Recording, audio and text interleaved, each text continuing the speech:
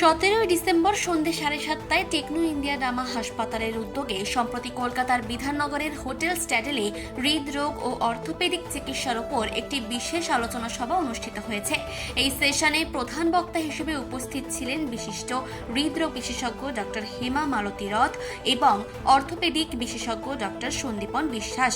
অনুষ্ঠানে চিকিৎসকেরা বর্তমান সময়ে হৃদরোগ এবং হাড়ের সমস্যা প্রতিরোধ ও আধুনিক চিকিৎসা পদ্ধতি নিয়ে বিস্তারিত আলোচনা করেন। উপস্থিত সাধারণ মানুষের বিভিন্ন স্বাস্থ্যগত প্রশ্নের উত্তর দেওয়ার পাশাপাশি সঠিক জীবনযাত্রার মাধ্যমে সুস্থ থাকার পরামর্শ দিয়েছেন বিশেষজ্ঞরা। তো এখন রোবটে আমরা কি বেনিফিট পাই এই নিয়ে কিছু কথা। হাঁটু হচ্ছে বয়সজনিত কারণে সবারই অল্প বিস্তর খারাপ হতে থাকে। কি হয়, ভিতরে একটা জেল থাকে যেটা মোটামুটি একদম গ্রসলি যদি আমরা বলি যে একটা ভিতরে জেল থাকে যেটা মোটামুটি 35-40-এর পরের থেকে আস্তে আস্তে তার প্রোডাকশন আমরা দেখি যে কমে যায়। যত এটা কমে যায় তত নর্মাল ওয়্যার অ্যান্ড টিয়ার দেখাই যাচ্ছে না, বা আরো যাদের অনেক দিন ধরে এরকম ভাবে ভুগছেন এবং তারা কিছু করছেন না বা সেইভাবে ট্রিটমেন্ট হয়নি, তাদের ক্ষেত্রে দেখা যায় যে পা আলটিমেটলি বেঁকে পর্যন্ত যায়। যত আমাদের অ্যাভারেজ লাইফ স্প্যান ইন্ডিয়াতে বাড়ছে তত আমরা এই এজ রিলেটেড যে প্রবলেমসগুলো এগুলো আমরা আরো বেশি কমনলি দেখতে পাই আমাদের। তো যত এরকম ঘষা লাগতে লাগতে আস্তে আস্তে কার্টিলেজগুলো খাওয়া শুরু করে এবং যখনই ক্ষয়ে যায় তার মধ্যে কিছু হাড় তৈরি হয়, এগুলোকে বোন স্পার্স বলে, অস্টিওফাইটস বলে। যতই হাড়গুলো তৈরি হয় সেটা নিজেরাও আবার ঘষা দেয় এবং যত ঘষা দেবে তত সেটা আরো বেশি করে কার্টিলেজগুলোকে ড্যামেজ করতে থাকে এবং ধীরে ধীরে ধীরে ধীরে এইভাবে আমরা দেখি যে হাড়ু সমস্ত পার্টগুলো আস্তে আস্তে ড্যামেজ হতে থাকে। রিকোয়ার্ড সেটা অনেকটা কমে যাবে। সেকেন্ড জিনিস, যখনই আমরা অ্যাক্টিভিটিসের জন্য বলবো, হাঁটা চলা এক্সারসাইজে বলবো, তো বুঝতেই পারছেন উই আর বাইপেডাল। তো আমাদের দুটো পা ছাড়া আমরা কিন্তু ঠিকমতো হাঁটা চলা, সিঁড়ি দিয়ে ওঠা নামা, এই এক্সারসাইজগুলো, বেসিক এক্সারসাইজগুলো করতেও আমাদের অসুবিধা হয়। সেই জন্য অ্যাজ আর্লি অ্যাজ পসিবল যদি কারো দুটোই খারাপ থাকে, করে কি ইজ নট এসেনশিয়াল। বেসিক জিনিস হচ্ছে পেশেন্ট যদি নিজে মোটিভেটেড থাকে, পেশেন্টের বাড়ির লোক যদি ফলো করতে পারে, যেরকম ধরুন আমার নিজের পার্সোনাল একটা ব্লগ আছে বা এরকম অনেক ডাক্তারই থাকবে যে প্রোটোকল ফলো করতে হয়, 1 সপ্তাহের মধ্যে কি কি, 2 সপ্তাহের মধ্যে কি কি, 3 সপ্তাহের মধ্যে কি, যার জন্য দেখা হবে উনি যে কোনো রকম মুভমেন্ট কারণে জিনিসটা হচ্ছে সেটা যতক্ষণ না ঠিক করছেন ততক্ষণ। আমার নাম ডক্টর সন্দীপন বিশ্বাস, আমি একজন অর্থোপেডিক সার্জন। আমি টেকনো ডামা হসপিটালের সাথে আছি এবং আমি জয়েন্ট রিপ্লেসমেন্ট সার্জারিতে স্পেশালিস্ট। তো আজকে আমাদের মেন টপিকটা ছিল কনভেনশনাল টিকেয়ার, যেটা কনভেনশনালি এতদিন ধরে করে আসা হচ্ছিল যে নি রিপ্লেসমেন্ট সার্জারি, সেটার সাথে রোবোটিক সার্জারিতে কি ডিফারেন্স, কেন আমরা আস্তে আস্তে আরও রোবোটিক সার্জারির দিকে যাচ্ছি। আমি টোটাল ডিসকাশনে এটা আমরা এক্সপ্লেন করলাম যে যেহেতু রোবোটিক সার্জারিতে আমরা অনেক বেশি অ্যাকিউরেসি করতে পারি, অ্যাকিউরেট থাকে, অনেক সফট টিস্যু রিলিজ কম করতে হয়, যার জন্য আমাদের ব্যথা অনেক কম হয়, তাড়াতাড়ি রিকভারি হয়, ফাস্টার রিকভারির জন্য এবং ব্যথা কমের জন্য, যাতে পেশেন্ট তাড়াতাড়ি হাঁটা চলা করতে পারে, এগুলোর জন্য। এছাড়া আরেকটা বড় জিনিস হচ্ছে, অনেকের মনে এই ভয় থাকে যে আমাদের বোধহয় অপারেশনের পরে আর পা ভাঁজ হবে না বা পা হয়তো আর আমি হাঁটতে পারবো না। এগুলো একেবারেই নয়। ডিউরিং রোবোটিক সার্জারি আমরা ডিরেক্টলি রিয়েল টাইম ওখানে আমরা পুরো জিনিসটা মুভমেন্ট করে টোটাল মুভমেন্ট করে আমরা চেক করে নিতে পারি যে মুভমেন্ট কতটা হচ্ছে। ইনফ্যাক্ট আমরা প্রত্যেকটা অপারেশনের পরে একটা পিডিএফ ফাইল পেশেন্টদেরকে প্রোভাইড করি যে ইনিশিয়াল কতটা ফ্লেকশন ছিল, তারপরে কতটা অ্যাচিভ হলো এবং কতটা আমরা ফাইনাল ফ্লেকশন অ্যাচিভ করতে পারছি বা কতটা এক্সটেনশন অ্যাচিভ করতে পারছি। Thank you. Dr. Hema Malati Rath, consultant interventional cardiologist, now assistant professor, now associated with Techno Dama Hospital. Today I was being called to tell about the awareness about heart diseases.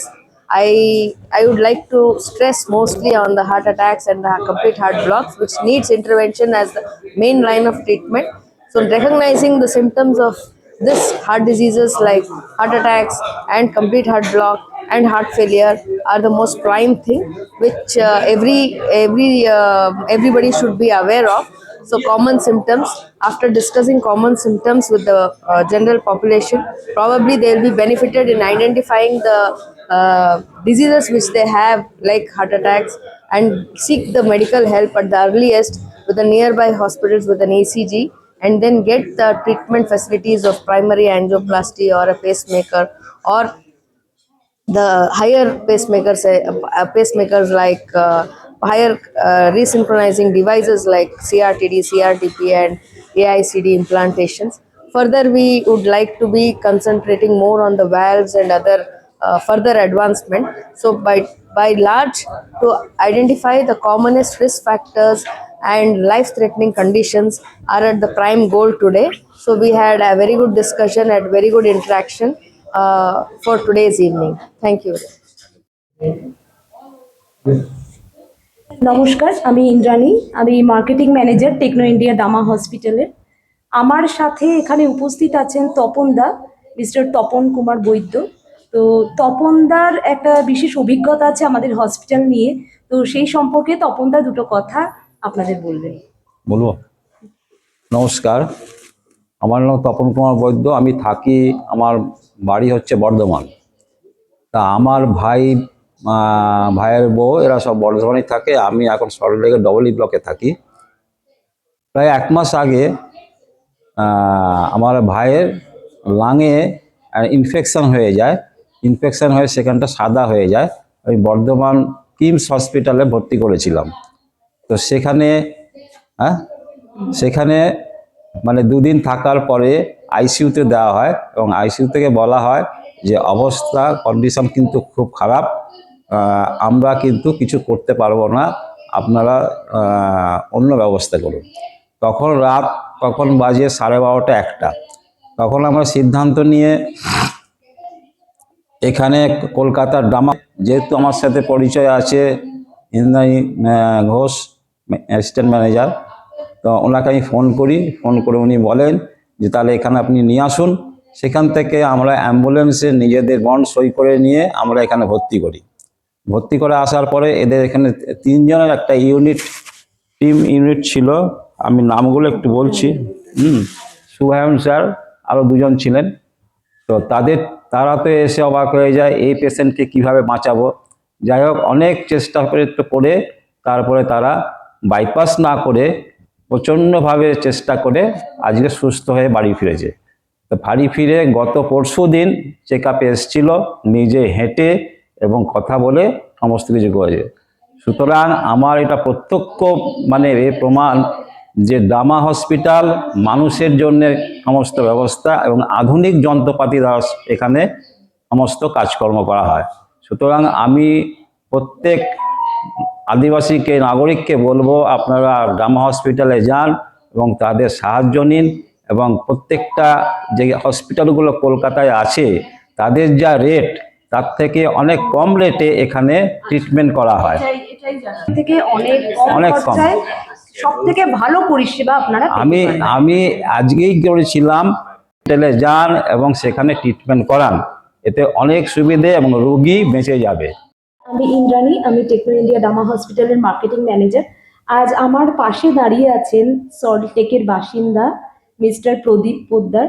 প্রদীপদার একজন আত্মীয় আমাদের হসপিটালে ভর্তি ছিলেন, কিন্তু উনি কিভাবে সুস্থ হয়ে বাড়ি ফিরেছেন, আমাদের পরিষেবা নিয়ে উনি কিছু কথা আপনাদের সাথে একটু বলুন। অ্যাকচুয়ালি আমার ধারণা ছিল না টেকনো ইন্ডিয়া সম্পর্কে। একটা নতুন সেট আপ, এটা সম্পর্কে আমার বড় ধারণা ছিল না। আমার সঙ্গে পরিচিত হয় আমাদের ইন্দ্রাণী ঘোষের সঙ্গে পরিচয় হয়। উনি আমাকে বলেন যে আপনি একবার আমাদের এখানে ট্রাই করুন পেশেন্টদের নিয়ে। তো আমার এক আত্মীয় এরকম, আমি দেখলাম যে একটা ইজিএসটি হচ্ছে ট্রাই করা, এক্সপেরিমেন্ট নিয়ে গেলাম।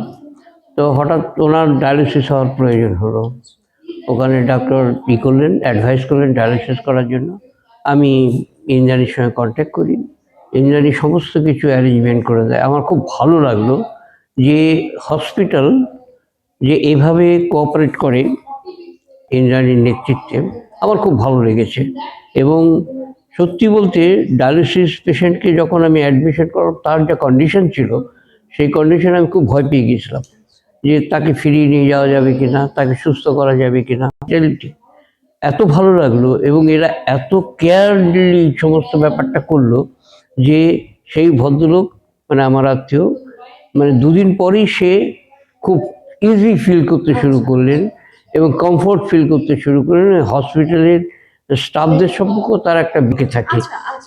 হ্যাঁ, তো এবং free of cost, in fact free of cost central government employee যারা আছেন তাদেরকে আমি বলেছি সব বন্ধু বান্ধব যে তোমরা ওখানে যাও, সবাইকে দিক, সমস্ত জনগণকে দিক এবং ভালো করে। হ্যাঁ, আমাদের এই জায়গায় পপুলারিটি, এখানে তো অনেক হসপিটাল রয়েছে, আমি অনেক হসপিটালের এই সমস্ত। কলকাতা বিধাননগর থেকে মমতা মণ্ডলের রিপোর্ট, চেতনা বার্তা, জেগে থাকে, জাগিয়ে রাখে।